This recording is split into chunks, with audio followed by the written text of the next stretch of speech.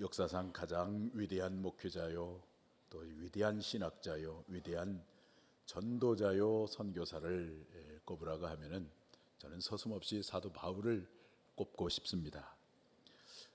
바울은 다메섹 도상에서 부활하신 주님을 만남으로 사도로 부르심을 받아서 로마에서 순교하기까지 바울은 오직 복음이었습니다. 오직 선교에 집중했습니다. 가는 곳마다 수많은 교회를 세웠습니다. 에베소 교회, 갈라디아 교회, 골로새 교회, 빌립보 교회, 데살로니가 교회, 또 고린도 교회 등등 많은 교회를 세웠습니다. 마침내 바울의 복음 증거를 위한 이 선교가 소아시아와 유럽을 관통하더니 그 유럽에서 미국을 거쳐서 미국에서 우리 대한민국까지 전파가 되어서 오늘 우리 모두가 이렇게 구원의 복을 받고 있는 것입니다. 어떻게 보면 이 모든 것이 사도 바울 때문이 아닌가 그런 생각을 하게 됩니다. 그래서 저는 천국에 가면은 꼭 바울 사도를 만나서 바울 사도님 고맙습니다. 바울 사도님 때문에 제가 이렇게 구원받았습니다. 그렇게 말을 하고 싶습니다. 그렇다면 바울은 왜 그토록 이 미치도록 복음을 전파했을까요? 오늘 본문의 사도 바울의 선교를 통해서 하나님은 왜 우리가 선교해야 하는지, 우리가 선교해야 하는 중요한 이유를 말씀하고 있습니다. 우리가 왜 선교를 해야 할까요? 첫째는 선교하지 않으면 화를 당하기 때문입니다. 오늘 16절 말씀 다 같이 보겠습니다. 시작. 내가 복음을 전할지라도 자랑할 것이 없으면 내가 부득불할 일임이라. 만일 복음을 전하지 아니하면 내게 화가 있을 것이로다. 사도 바울이 1차, 2차, 3차 선교를 위한 여정을 가졌습니다. 그런 과정에서 수많은 위협을 무릅쓰고 저 서바나 일루리곤까지 복음을 증거한 것은 바울이 여행을 좋아해서가 아닙니다. 또 모험을 즐기기 위해서도 아닙니다. 그렇게 바울이 미친 듯이 복음을 증거한 까닭은 화를 당하지 않으려고 증거하였다고 고백을 하고 있습니다. 오늘날 교회를 개척한다는 게 얼마나 어려운지 여러분이 잘 아실 것입니다. 그런데 바울은 그렇게 어려운 교회를 수많은 위험이 있음에도 불구하고 매를 맞기도 하고 파선을 당하기도 하고 또 돌에 맞기도 하고 엄청난 그런 그 시련과 박해와 고난을 당하면서도 교회를 개척하고 그렇게 선교를 했는데 그렇게 한 까닭은 바로 화를 당하지 않기 때문이다 라고 이렇게 말씀을 하고 있습니다.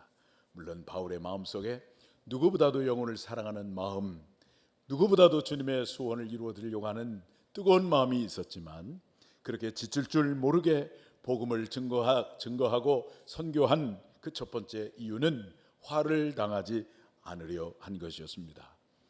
에스겔 3장 17절 말씀을 보시면 하나님께서 이렇게 말씀하세요. 한번 보겠습니다. 시작.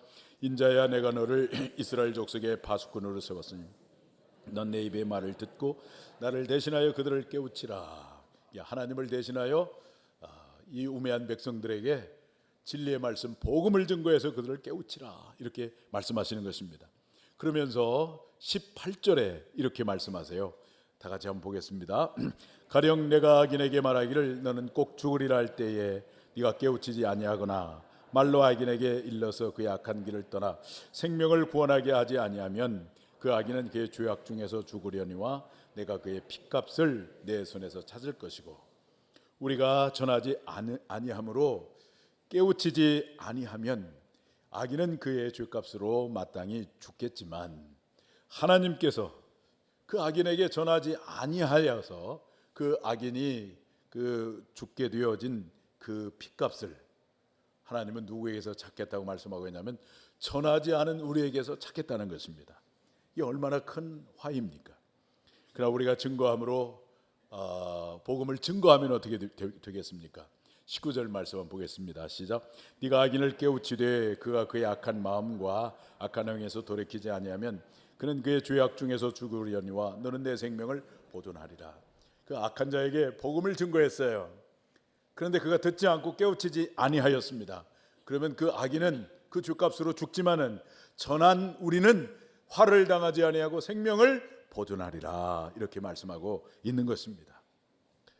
초대교회라고 불리는 예루살렘 교회는 다른 다 좋았는데 무엇을 잃어버렸다고요? 선교를 하지 않았습니다. 선교를 잃어버렸어요. 자기들끼리 그냥 좋고 먹고 마시고 그랬다고요. 그랬던 예루살렘 교회가 나중에 얼마나 가난한 교회가 되었는지 아주 핍절한 교회가 되고 말았습니다.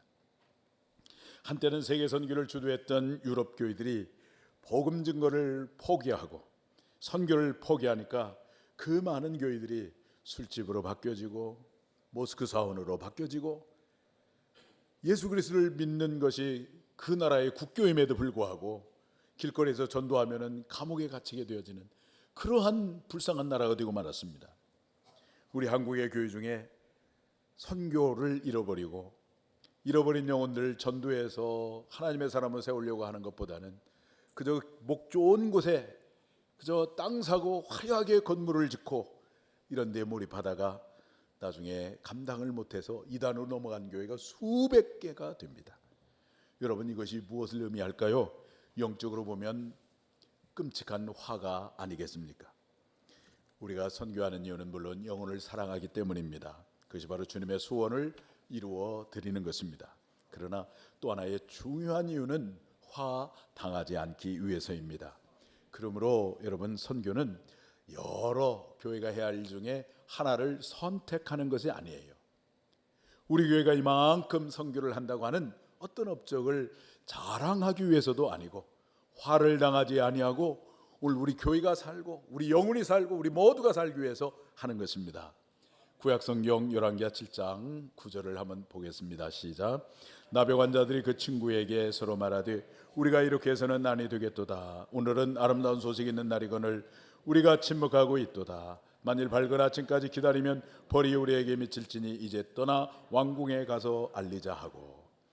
이스라엘 백성들이 아람 군대에게 포위되어지고 또 그런 가운데 기근이 얼마나 심했던지 자식을 삶아서 먹는 일까지 벌어지게 되었습니다. 그래서 일단의 나병 환자들이 아람 군대가 진을 치고 있는 그 진으로 진격을 해서 그 군대에게 잡혀 먹거나 굶어서 죽거나 죽는 것은 마찬가지니까 마지막으로 실컷 먹고 죽자 해가지고 그 아람 군대의 진으로 이제 진격을 하는데 하나님께서 이 나병 환자들의 발소리를 큰 군대의 발소리로 아람 군대들에게 들리게 했어요. 그래서 아람 군대가 깜짝 놀래가지고 그 진을 놔두고 먹을 것을 놔두고 의복을 놔두고 무기를 놔두고 다 도망갔습니다. 그래서 이 나병 환자들이 보니까 먹을 것이 이렇게 쌓여 있는 거예요. 그래서 그 먹을 것을 막 먹으려고 하는 순간에 옆에 있는 나병 환자가 말하기를 아니다. 이 아름다운 소식을 왕궁에 가서 빨리 전해야 되겠다. 그러지 아니하면 벌이 우리에게 미칠 것만 같다. 그렇게 말하는 거예요. 오늘은 아름다운 소식이 있는 날이거늘 어찌 우리가 잠잠할 수 있으랴. 내일 아침까지 기다리면 벌이 우리에게 미칠 것이다. 그래서 그들은 그곳을 떠나서 왕궁에 알리기로 한 것입니다. 그렇다면 오늘 우리에게 있어서 아름다운 소식이 무엇이겠습니까? 우리의 구원자이신 예수 그리스도의 복음이 아름다운 소식입니다. 예수님의 십자가의 보혈이 아름다운 소식입니다. 그 예수 그리스도로 말미암아 죄사함 받고 영광스러운 천국을 기업으로 얻게 된 것이 우리에게 아름다운 소식이 아니겠습니까? 그 소식을 내일 전하면 안 되는 거예요. 내일까지 미루면 벌이 우리에게 미칠 것이다. 지금 당장 우리가 전해야 할 아름다운 소식인 것입니다. 이 소식을 전하지 않으면 화가 미친다는 것입니다. 그래서 우리가 전하는 복음을 증거하는 것, 이건 선택적인 것도 아니고 자랑이 아니기 때문에 오늘 사도 바울은 16절 말씀에 내가 복음을 전하는데 부득불 전한다고 그랬어요. 부득불이라고 하는 말은 헬라어 원문으로 아난케라고 하는데 억지로 강제적으로 그런 말이에요. 강제적으로라도 복음을 전해야 되는 거예요. 전하지 않으면 화가 미치니까, 어려움을 당하니까, 선교하지 않으면 죽으니까. 유럽 교회가 선교하지 않아서 죽었습니다. 선교하지 않은 교회는 죽습니다. 저 유명한 미국의 크리스탈 처치 수정교회라고 해가지고 건물 화려한 건물 자랑하고 우리 한국의 관광객들이 그 건물 보기 위해서 수많은 돈을 들이고 그 교회를 방문하고 헌금을 내고 그래서 몇 년 동안 유지되었지만 완전히 망하고 말았습니다. 선교하지 않으면 망하는 거예요. 그래서 벌을 당하지 않기 위해서 여러분 아름다운 소식을 전해야 되는 거예요. 유다 백성들이 하만의 계략에 하여 몰살 직전에 있을 때 페르시아의 왕비인 에스더의 삼촌인 모르드게가 그 조카인 왕비 에스더에게 말을 합니다. 네가 만일 잠잠하면 너와 내 집이 멸망하고 유다가 멸망한다. 네가 왕후가 된 것이 이때를 위함이 아니겠느냐. 무슨 말이에요? 잠잠하면 우리 다 죽는다 그 말이에요. 잠잠하면. 사랑하는 여러분, 우리가 복음을 증거하지 아니하면, 선교하지 아니하면 화가 있다고 하는 이 절박한 마음, 문둥병자처럼 이 절박한 마음, 다윗처럼 이 절박한 마음을 가지고 복음을 증거하는 일, 선교하는 일에 앞장서서 화를 당하는 것이 아니라 오늘 우리 교회가 살고 여러분의 가정이 살고 여러분의 영혼이 소생하게 된 축복이 여러분 가운데 있기를 축원합니다. 우리가 왜 선교를 해야 할까요? 첫째는 선교하지 않으면 화를 당하기 때문입니다. 둘째는 사명 때문입니다. 17절 말씀 다 같이 한번 보겠습니다. 시작. 내가 내 자유로 이것을 행하면 상을 얻으려니와 내가 자유로 아니한다 할지라도 나는 사명을 받았노라. 바울은 선교를 할 때에 자기 뜻으로 하지 않았습니다. 내가 이렇게 선교를 해야지 하면서 선교를 하지 않았습니다. 사도 바울에게 있어서 선교는 불가항력적인 그런 사명이었습니다. 이걸 어떻게 막을 수 없는 그런 사명이었어요. 그래서 바울이 고백하기를 나는 사명을 받았노라. 바울의 선교는 사명이었습니다. 사도행전 9장에서 핍박자였던 사울은 다메섹 여러 회당에 들러서 예수 믿는 사람들을 포박을 해가지고 예루살렘으로 끌고 가려고 했는데 호련히 하늘에서 빛이 비추었습니다. 그 영광스러운 빛을 감당할 수가 없어서 그 빛 앞에 놀라서 땅에 엎드렸는데 소리가 들리는 것입니다. 사울아, 사울아, 어찌하여 너는 나를 핍박하느냐? 누구이십니까? 나는 네가 핍박하는 예수다. 너는 지금 일어나 시내로 들어가라. 네가 행한 것을 너에게 이를 자가 있느니라. 이렇게 천둥 같은 소리로 예수님께서 말씀을 하시는데 그 주변의 동행자들은 그 소리를 듣지 못하고 오직 사도 바울만 이 말을 들어요. 그래서 땅에서 일어나 눈을 떴는데 아무도 볼 수가 없습니다. 사흘 동안 보지 못하고 먹지도 못하고 마시지도 못하고 금식하고 기도하고 보니까 하나님이 예비한 이 아나니아가 딱 서 있는 거예요. 아나니아 앞에 무릎을 꿇고 아나니아로부터 안수를 받으니까 비늘 같은 것이 벗겨지면서 눈이 떠졌습니다. 그때 하나님께서 아나니아를 통해서 사도 바울에게 사명을 말씀해 주세요. 사도행전 19장 9장 15절인데 한번 보겠습니다. 시작. 주께서 이르시되 가라, 이 사람은 내 이름을 이방인과 임금들과 이스라엘 자손들에게 전하기 위하여 택한 나의 그릇이라. 바울은 다메섹 도상에서 부활하신 주님을 만남과 동시에 복음을 증거하는 자로 사명을 받았습니다. 오늘 여러분들이 예수 그리스도를 믿고 구원받아서 하나님의 자녀가 되었다면 하나님의 자녀로 거듭남과 동시에 우리는 복음을 증거하는 사명자로 하나님이 오늘 여러분을 부르신 줄로 믿습니다. 사명이 있는 거예요. 한 번은 사도 바울이 눈물로 3년 반 동안 잘 양육했던 에베소 교인들과 작별을 하고 예루살렘을 거쳐서 로마까지, 그리고 로마에서 그 당시에 땅 끝이라고 생각했던 저 스페인 땅까지 가서 복음을 증거하려고 하는데 그 성령님께서 사도 바울에게 알려줍니다. 결박과 환난이 너를 기다리고 있다고 알려줍니다. 그럼에도 불구하고 바울이 뭐라고 고백하면서 그 결박과 환난이 있는 예루살렘 로마를 향하여 가고 있습니까? 사도행전 20장 24절 말씀이세요. 한번 읽어보겠습니다. 시작. 내가 달려갈 길과 주 예수께 받은 사명 곧 하나님의 은혜의 복음을 증언하는 일을 마치려 하면은 나의 생명조차 조금도 귀한 것으로 여기지 아니하노라. 죽음이 있는 줄 알고 결박과 환난이 있는 줄 알면서도 바울은 그 사지를 향하여 달려가는 까닭은 바울에게는 그 선교가 바로 사명이었기 때문에 그 사지를 향하여 달려갔던 것입니다. 여러분, 우리가 이게 선교하는 거 이거 여유가 있어서 하는 것이 아닙니다. 선택이 아닙니다. 어떤 업적을 남기기 위해서 하는 것이 아니라 사명이기 때문에 하는 거예요. 사명을 위해서 사는 사람 아름다운 삶을 살게 됩니다.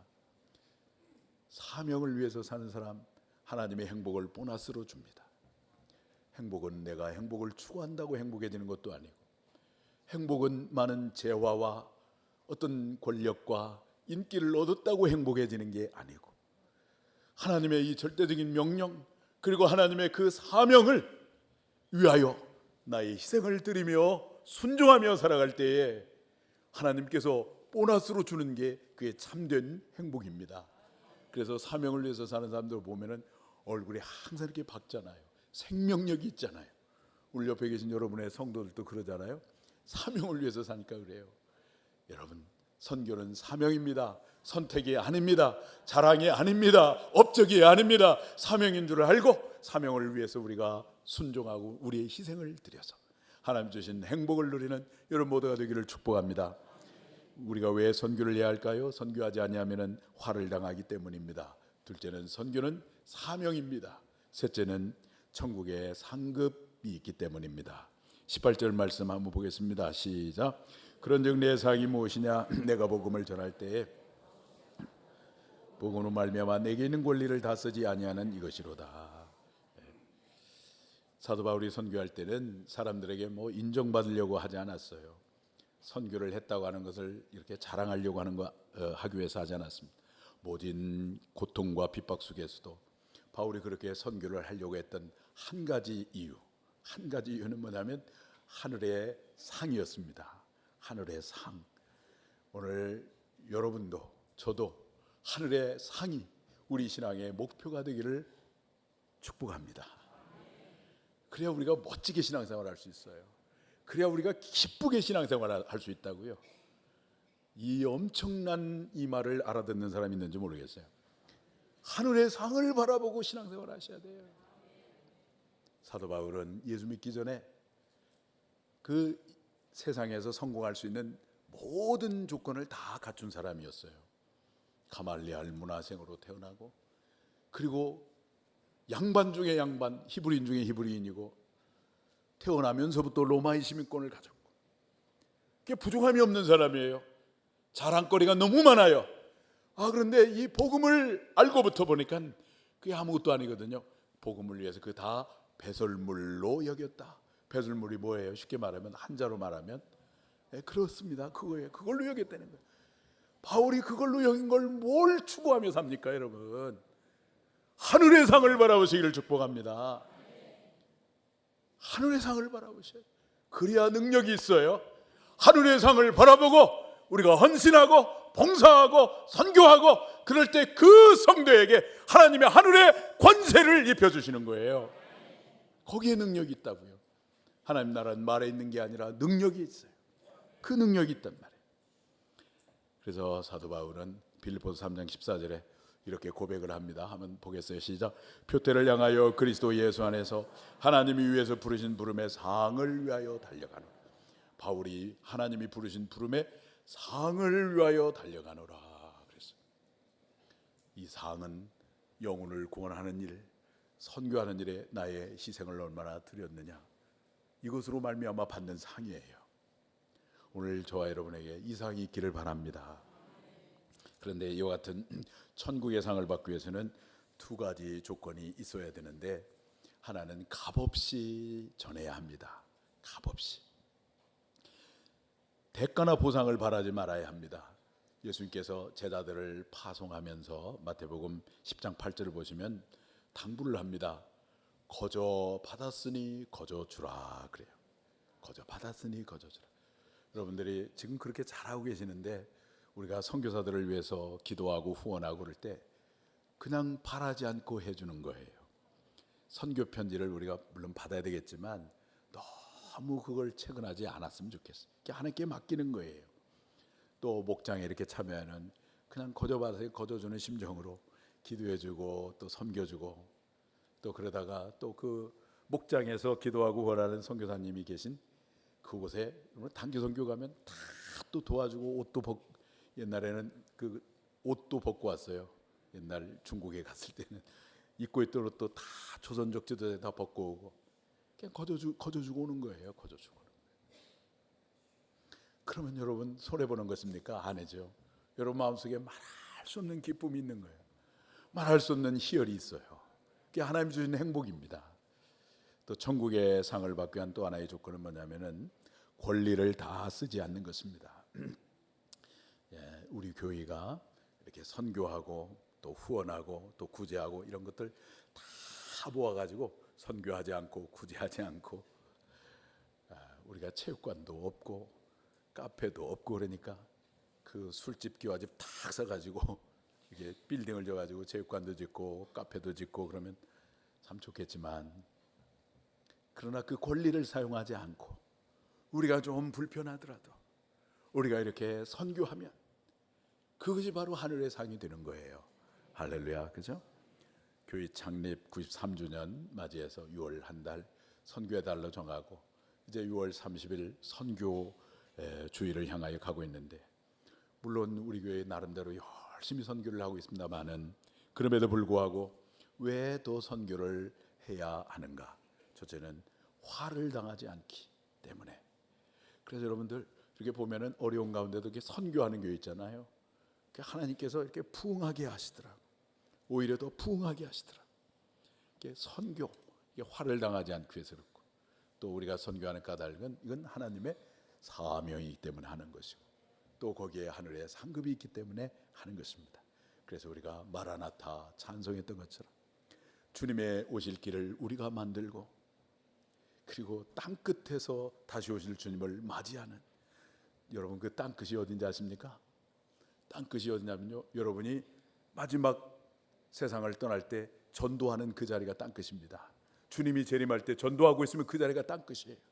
그 땅 끝에서 주님을 맞이하는 여러분 모두가 되기를 주님의 이름으로 축원합니다.